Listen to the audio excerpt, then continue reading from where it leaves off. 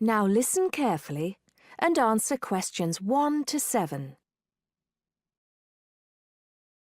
Hi, we've been looking over your listing of apartments for rent and we have a few questions about a couple of the apartments. Can you help us?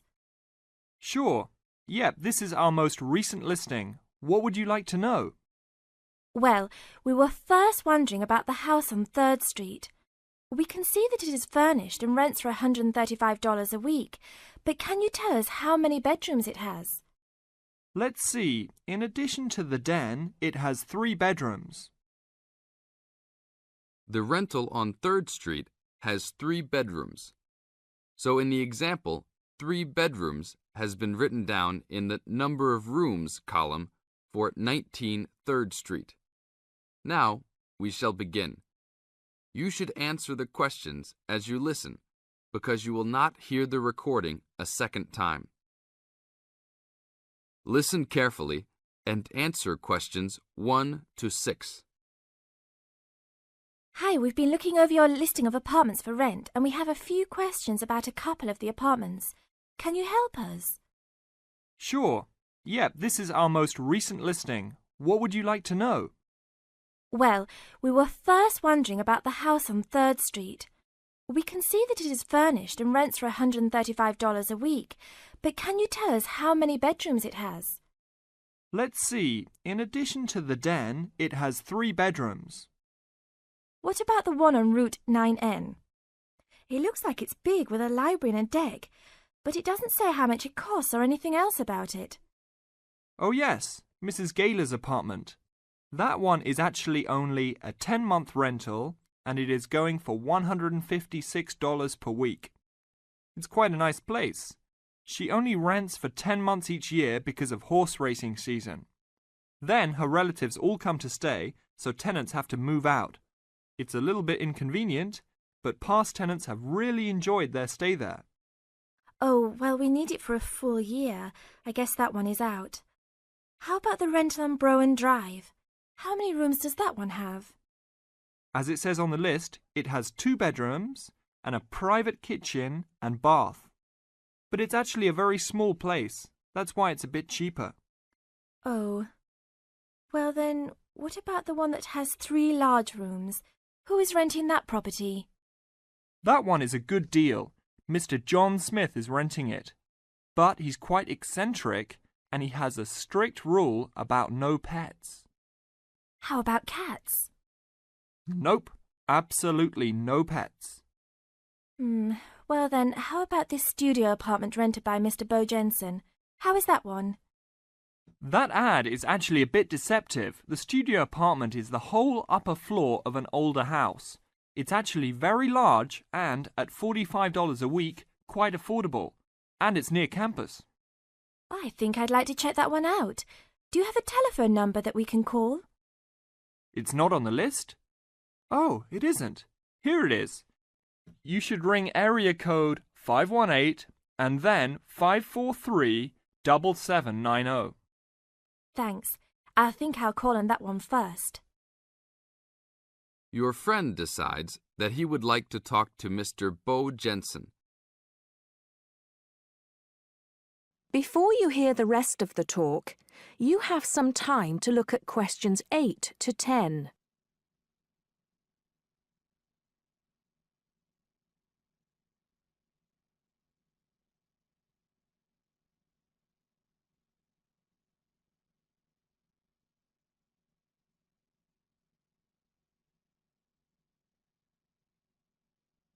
Now listen and answer questions 8 to 10. Hello?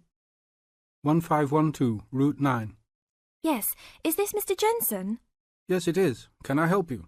Yeah, we're studying here at university and we came across the rental information for the studio apartment that you are renting. Is it still available? Yes, of course. I actually just placed the ad and you're the first person to call. Is there anything you'd like to know about it? Yes, actually there is. As students, we are on the internet a lot, and we heard that some homes in the area have high-speed connections. What type of connection do you have there now? Oh, that's an interesting first question. But I guess I have heard that too. But we just have a phone line here. Nothing fancy. I think you can have a cable line installed, but it's just a phone line for now. OK, well maybe we can do that. What type of heating does the apartment have? Now there's a more traditional question. We have oil heat here. It's an older house. That tends to be a little more expensive during the winter, right? Yeah, but there's nothing to do about it. It would cost too much for me to put in a gas heater. What else would you like to know about the apartment? Well, we heard it was quite big. Is it furnished? Actually, yes. I should have put that in the ad. It has an old couch and a couple chairs, a dining table, refrigerator, stove, and even a dishwasher. Does it have any beds? Yep, it has 2. That sounds great. When is the apartment available? You can have it tomorrow night if you want. I just have to clean up a couple things before you get here. Do you want to come over and see it first? No, it sounds fine to us. I actually know the street too, so I know the area. We'll take it. That is the end of part 1. You now have half a minute to check your answers.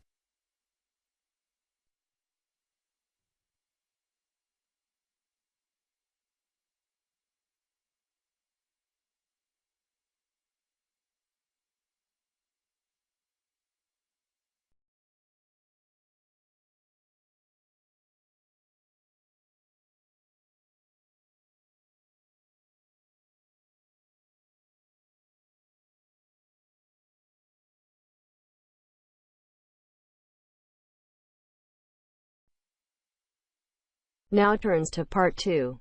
Part 2. You will hear an extract from a talk about facilities for students with disabilities. First, you have some time to look at questions 11 to 13.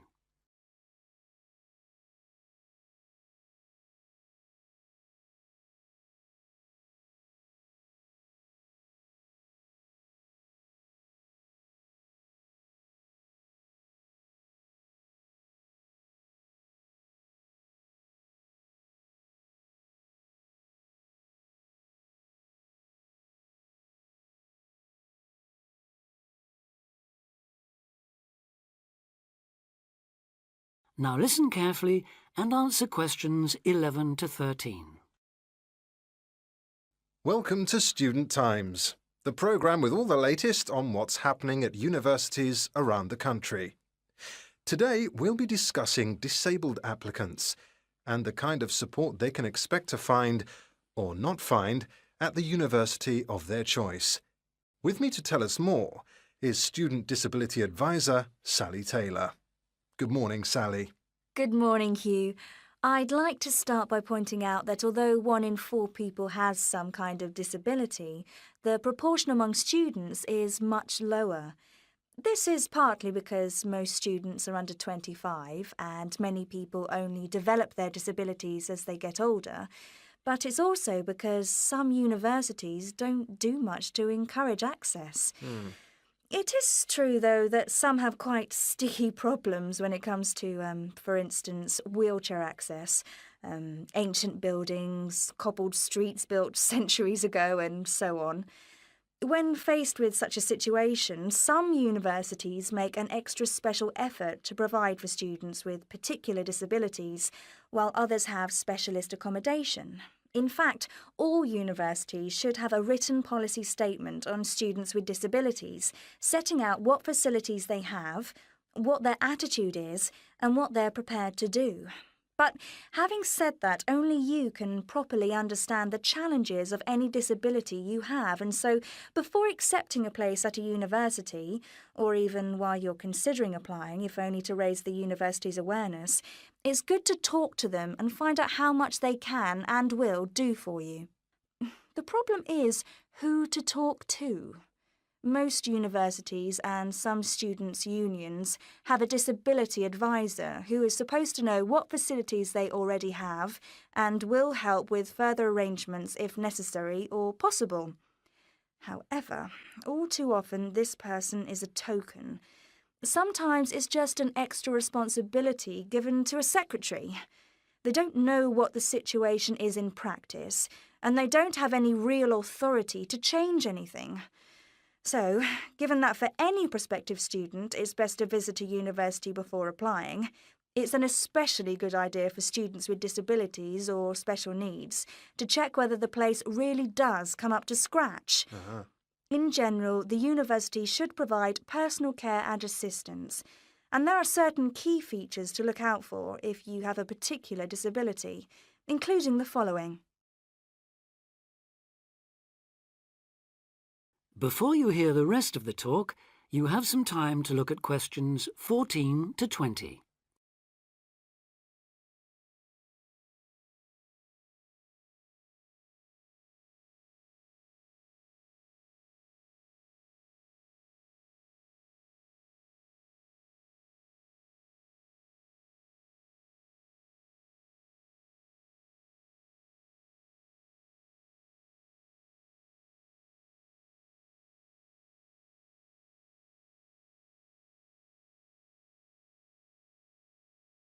Now listen and answer questions 14 to 20. Firstly, if your mobility is impaired, check there are ramps and easy access to all buildings, not just accommodation or teaching rooms. Then, when you're inside, look for clear instructions on fire and emergency procedures for the disabled. Also, make sure there are lifts that work, not the usual ones that seem to be out of order half the time. And check for suitable lavatory facilities. There is a different set of things to look for if you suffer from any kind of hearing impairment. There should be induction loops in lecture theatres, flashing sirens in all rooms, and in accommodation, visual doorbells that light up when somebody calls round to see you. If it is your sight that is impaired, there obviously need to be braille translators of books and documents. In all buildings, the stairs, floors, doorways and windows must have clear markings, and there also have to be special fire and emergency procedures for you. If you suffer from dyslexia, you will need a computer for general use and in exams. And as exams may take you longer to complete, you should be allowed extra time in which to do so. This applies to work in general too. There are, of course, many other possible health difficulties that you may suffer from, such as diabetes, epilepsy, or heart conditions. If this is the case, check the availability of access to appropriate treatment, including medication and/or therapy. Finally, make sure that in the event of an emergency, it is clear what you and other people who may be involved have to do. That is the end of part 2. You now have half a minute to check your answers.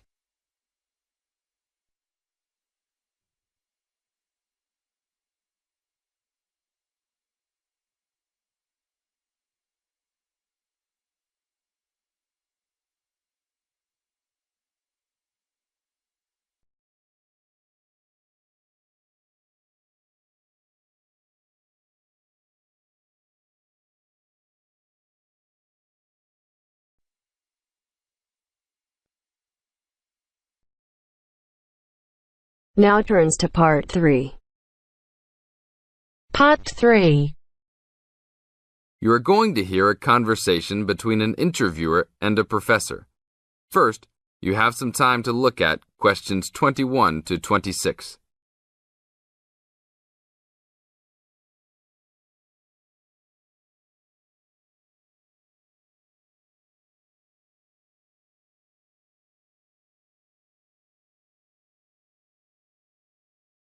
Now listen to the tape and answer questions 21 to 26. Today I'm here with Professor Nittick, who is our new university president. He has been a professor for 20 years and teaches many of the best classes on campus. I know many of you have had him as a teacher and know of his brilliance. Good morning, Professor Nittick. Thank you for stopping by the student station. Thank you for having me here. It is always great to get to meet many of the students who are involved with our school. I haven't been here since 2 years ago. Yes, I remember at that time you were still teaching every semester. 2 years later, you're only teaching every once in a while. But it seems like you are still always busy. The administration world is just as busy as the teaching world for you. How do you stay in touch with the university, even with the change in your everyday duties? I try to stay in touch with what is popular with the university students. I usually spend time with as many students as I can. They usually give me insight into what the new concerns and beliefs are for the new generation. On top of that, I try to be as youthful as I can. I consider myself to be youthful, at least for my age. So I always have a good time and try to stay young. I try my best to not just be a teacher, but also participate in university life. Interesting. So, are you still doing lots of academic work, or are you mostly concentrating on administrative affairs? Well, I mostly do administrative affairs now, but that doesn't mean that I still don't have a very deep interest in academic matters. I often visit other campuses around the world and meet other professors in my field. I learn the most by travelling and seeing the different places of the world and the different fields of thought. I even did a television programme last month in Manchester. Will you be on television any time soon then? Well, you can call the television station and see if I will be on television any time soon. Maybe I will be on the news report. I don't think it is really that significant, though. Oh, really? That sounds great. I will remember to look out for you. Let's move on. With all your busy travelling recently, how do you find time for your personal life? I try to keep my university life separate from my personal life. Sometimes it's hard to find time to just take my wife and 3 kids out for a family dinner, but usually we all manage to get together every few days. I'm taking a few weeks off next month to take my family down to South America, to Brazil for a few days. I can't wait to just sit on the beach. Wow, that sounds like a wonderful trip. Professor Nittick, could you tell the audience a little about what goes on in an average day of a university administrator? An average day? Oh, I don't think there is such thing as an average day for me. The last few weeks I've been travelling all the time. I can be in Los Angeles in the morning and in New York by the afternoon and back to Los Angeles by the evening. Sometimes I will spend the whole week at a new university, showing the new administrators the ins and outs of running a university. Sometimes I can spend the whole day in the office on the phone, so there really is no average day for me. I guess that is because I do so many different tasks. Sorry to let all the viewers down, but that is the plain truth. Now look at questions 27 to 30.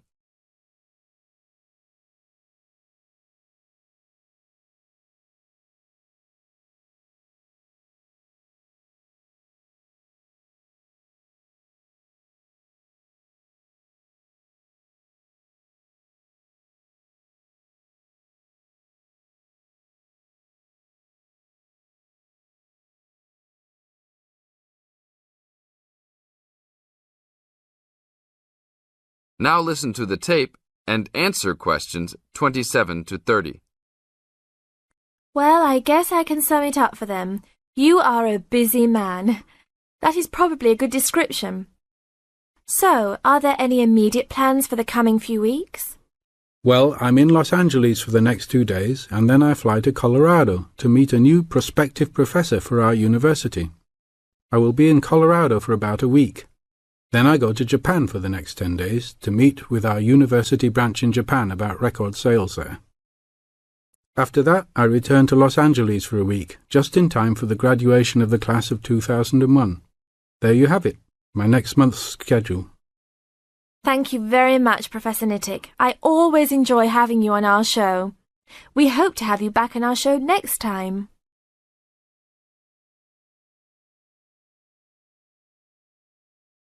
That is the end of part 3. You now have half a minute to check your answers.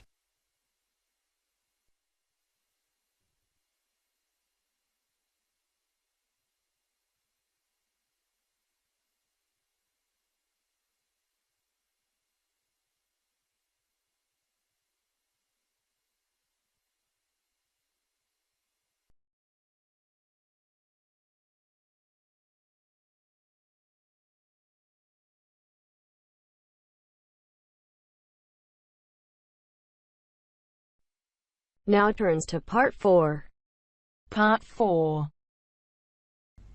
You will hear an extract from a talk about student health, and specifically about ways to avoid headaches. Listen to what the speaker says and complete the summary. First, look at questions 30 to 40.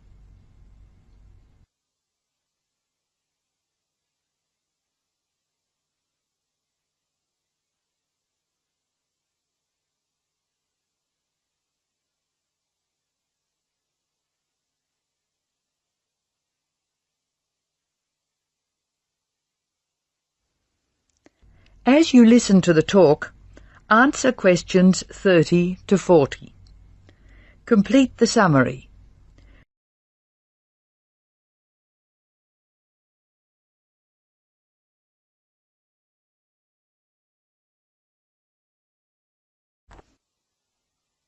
Hello, welcome to the Student Orientation Programme. Today's session is on health issues, and this talk is about headaches and how to avoid them. It may surprise you to hear that headaches are often caused by hunger. In fact, one study suggested that 70% of headaches are related to hunger, which makes it the principal cause. The advice is simple: eat 3 meals a day and try to keep to a fairly regular schedule of meals. People associate noise with headaches, and for most of us, excessive noise creates the conditions for a headache. Very loud noise is unpleasant, and people usually remove themselves from it. Having said that, younger people tend to tolerate noise better than their elders, so I may be leaving noisy places far earlier than you. Just remember that exposure to too much noise may predispose you to a headache. Of course, we all associate headaches with studying. In fact, the headache probably doesn't come from the studying so much as from being tense. When we study hard, we often hunch over our work. Try raising your shoulders and tensing them, and now relax. Can you feel how much more comfortable a relaxed stance is? Another thing, it's very important to check that you are working in a good light. It will not actually hurt your eyes to work in a bad light, but it will make you tired very quickly and is very likely to give you a headache. What's more, if you have the book flat on a desk in front of you, it will be harder to read, and you'll have to hold your head at an odd angle. It is wise to have a book rest, which raises the material you are reading 45 degrees to the desk. This will help reduce your chance of a headache. Try to relax before bed, so that you will be relaxed when you try to sleep. A soak in a hot bath may be helpful. It's also important to really sleep when you go to bed. A good mattress is a wise investment for people who want to avoid headaches. This talk seems to keep coming back to tension. Tension may cause you to chew too forcefully, clench your jaw or grind your teeth, and this in turn may lead to headaches. It is very easy to say that you shouldn't grind your teeth, and very hard to stop, particularly if you grind your teeth in your sleep. Try to avoid situations which will make you tense, particularly just before bed. If you do compulsively grind your teeth in your sleep, ask your dentist about a soft mouth guard. In general, try to eat regular meals and avoid tense situations. Be sure you get plenty of exercise. Hopefully your headaches will be greatly reduced. One other thing I should point out, avoid smoky rooms and cars. Such places certainly encourage headaches, and the smoke may be doing you quite serious long-term damage. That is the end of Part 4. You now have half a minute to check your answers.